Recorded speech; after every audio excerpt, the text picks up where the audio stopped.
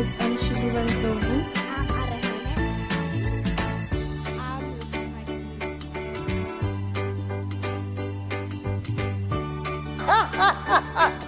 Sorry, no ways.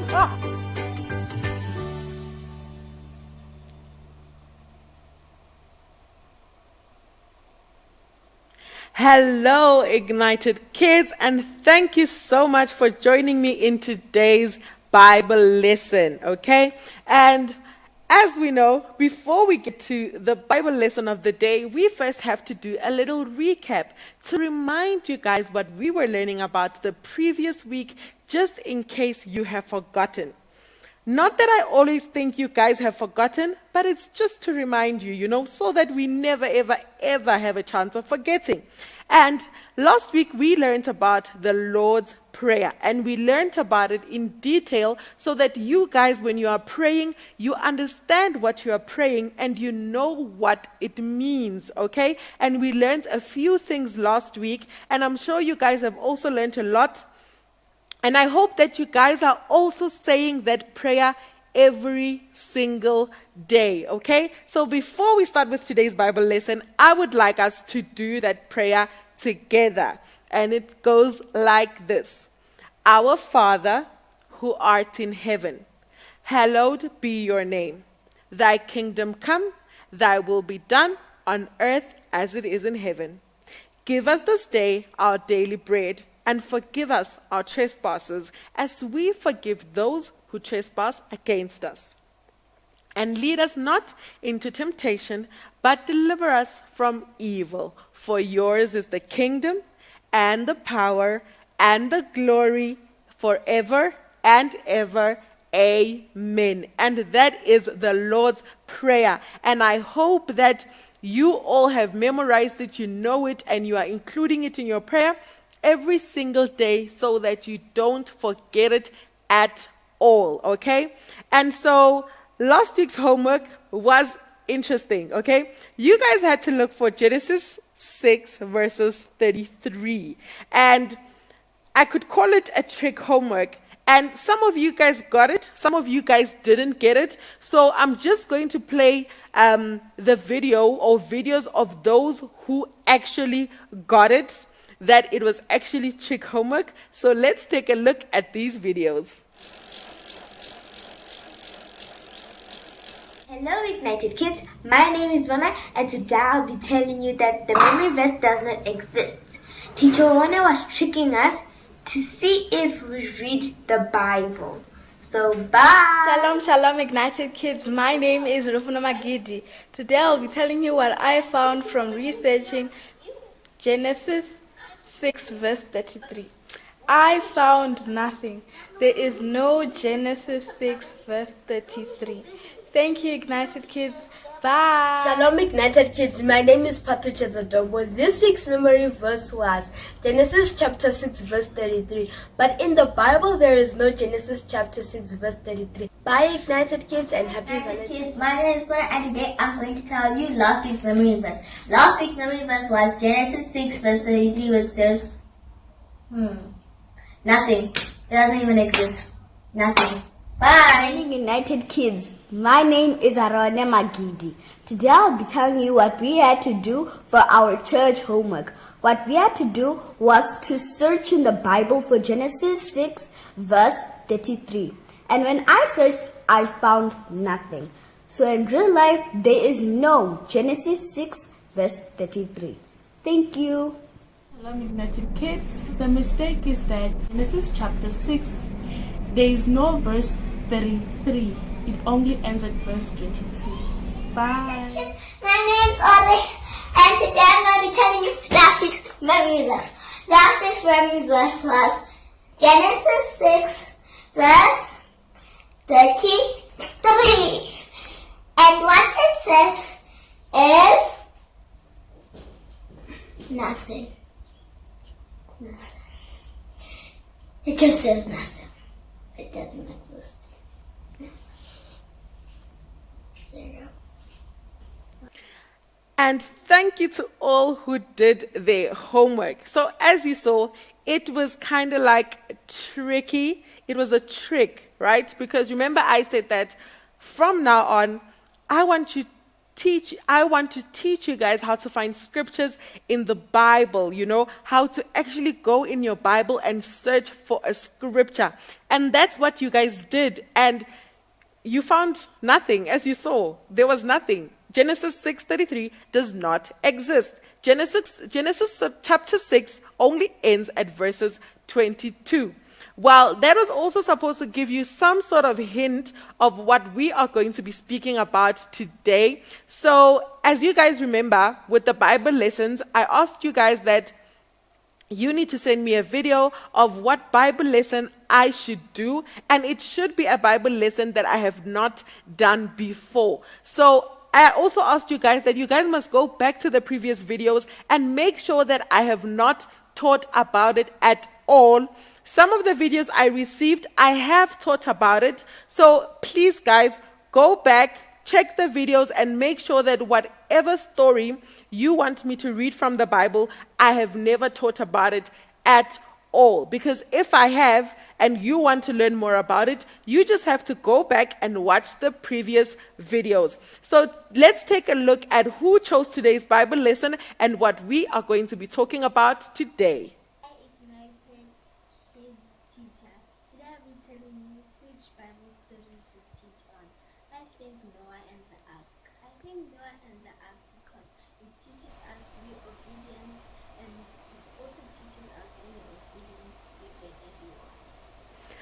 So today we are going to be talking about Noah and the ark, Noah's ark. And that's the book, that is the story rather, our Bible lesson today. It will be coming from Genesis chapter 6 to chapter 9. So I am definitely not going to read 3 chapters to you guys today, but we are going to paraphrase it. I'm going to try and make it a bit shorter for you guys, and today's Bible lesson will need you guys again to pay so much attention so that you will be able to do the task of the week very well, okay?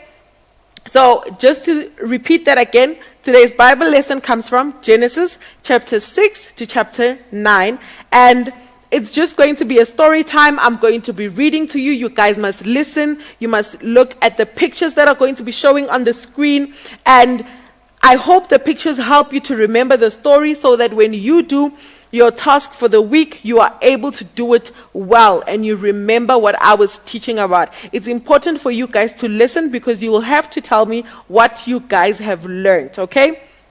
So let's start with our story time. Then the Lord saw that the wickedness of man was great on the earth, and that every intent of the thoughts of his heart was only evil continually. The Lord was sorry that he had made man on the earth, and he was grieved in his heart. God said, I will blot out man whom I have created from the face of the land, from man to animals to creeping things and to the birds of the sky, for I am sorry that I have made them. But Noah found favor in the eyes of the Lord. Noah was a righteous man, blameless in his time. Noah walked with God. Noah became the father of 3 sons, Shem, Ham, and Japheth. Then God said to Noah, the end of all flesh has come before me, for the earth is filled with violence because of them. And behold, I am about to destroy them with the earth. Make for yourself an ark of gopher wood. You shall make the ark with rooms and shall cover it inside and out with pitch. This is how you shall make it. The length of the ark 300 cubits, its breadth 50 cubits, and its height 30 cubits. Behold, even I am bringing the flood of water upon the earth to destroy all flesh in which is the breath of life. But I will establish my covenant with you, and you shall enter the ark, you and your sons and your wife and your sons' wives with you. By faith, Noah, being warned by God about things not yet seen, in reverence prepared an ark for the salvation of his household, by which he condemned the world and became an heir of righteousness, which is according to faith. God told Noah, enter the ark, you and all your household, for you alone I have seen to be righteous before me in this time. Noah also took land animals and birds onto the ark as God commanded. So they went into the ark to Noah, by twos of all flesh, in which was the breath of life. Those that entered, male and female, of all flesh. These are all the animals that were entering. It was male and female, and they were both entering 2 by 2. Entered as God had commanded him, and the Lord closed it behind him. Then the flood came upon the earth for 40 days, and the water increased and lifted up the ark, so that it rose above the earth. The water prevailed and increased greatly upon the earth, and the ark floated on the surface of the water. All flesh that moved on the earth perished, birds and cattle and beasts and every swarming thing that swarms upon the earth, and all mankind, of all that was on that dry land, all in whose nostrils was the breath of the Spirit of life, died. Thus he blotted out every living thing that was upon the face of the land, and only Noah was left, together with those that were with him in the ark. The water prevailed upon the earth 150 days. In the 7th month, on the 7th day of the month, the ark rested upon the mountains. The water decreased steadily until the 10th month. In the 10th month, on the 1st day of the month, the tops of the mountains became visible.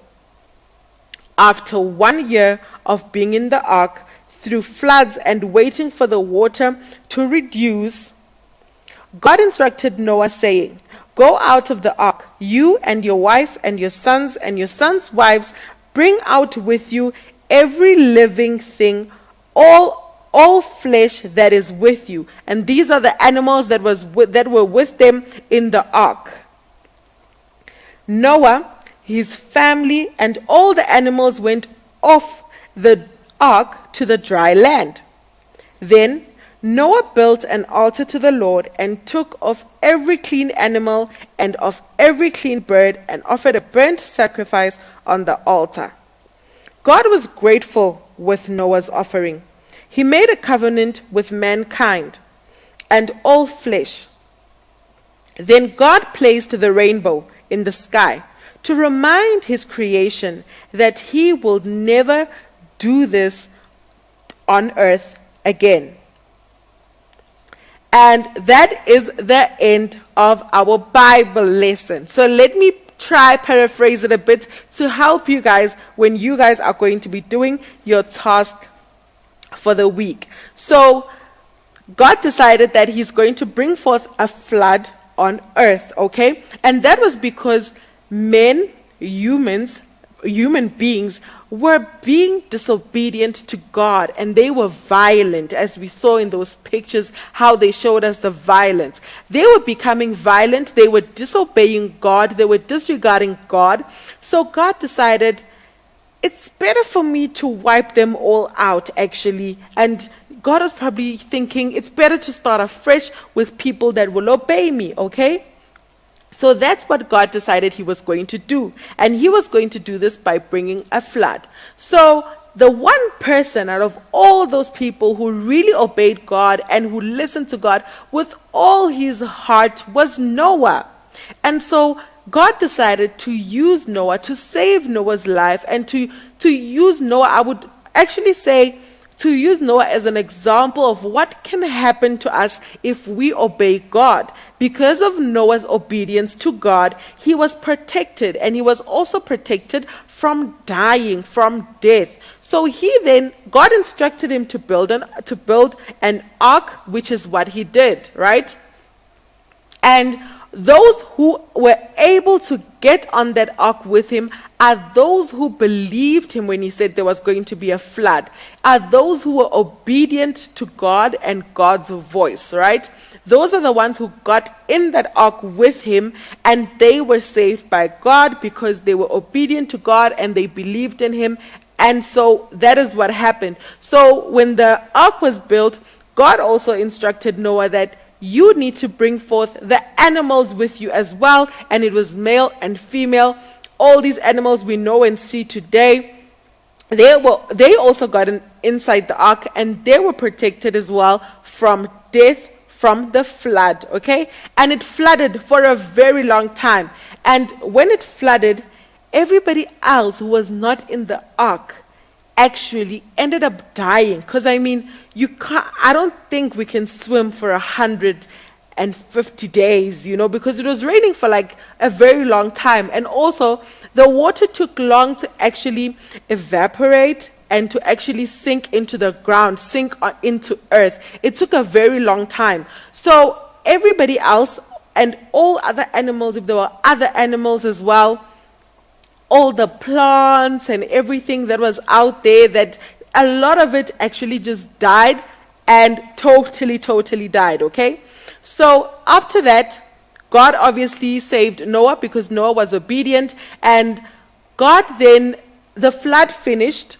God saw that, okay, fine, the rain is enough, it's enough rain, it's time for the sun, it's time, So now, when all that happened, Noah was saved, all the animals were saved, Noah's family was also saved, okay? So this teaches us that when we are obedient to God, we are going to be saved by God, okay? We are going to be protected by God. His hand is going to cover us, that so many things might happen around us, but it will not affect us because of the decision we have taken to obey God and to stay hidden under God's wings by being obedient to him, okay?